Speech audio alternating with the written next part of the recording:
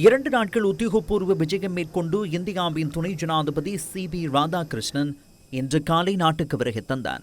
கட்டுநாயக்க பண்டாநாயக்க சர்வதேச விமான நிலையத்தை வந்தடைந்த இந்திய துணை ஜனாதிபதி உள்ளிட்ட தூதுக்குழுவினரை இளைஞர் விவகாரங்கள் மற்றும் விளையாட்டுத்துறை அமைச்சர் சுனில்குமார் கமகே வரவேற்றார். இலங்கைக்கான இந்திய விவசாயிகள் சந்தோஷ் ஜா மற்றும் வெளிவிவகார அமைச்சின் அதிகாரிகள் உள்ளிட்டவர்களும் இதன்போது பிரசன்னமாக இருந்தனர். இதேவேளை பம்பலப்பிட்டி புதிய கதிரேசன் ஆலயத்தில் இன்று மாலை நடைபெற்ற விசேட பூஜை வழிபாடுகளிலும் இந்திய துணை ஜனாதிபதி CP ராதாகிருஷ்ணன் கலந்து கொண்டார். கொழும்பு ஹுனுப்பிட்டிய கங்காராம விகாரைக்கு சென்ற இந்திய துணை ஜனாதிபதி வழிபாடுகளை மேற்கொண்டார்.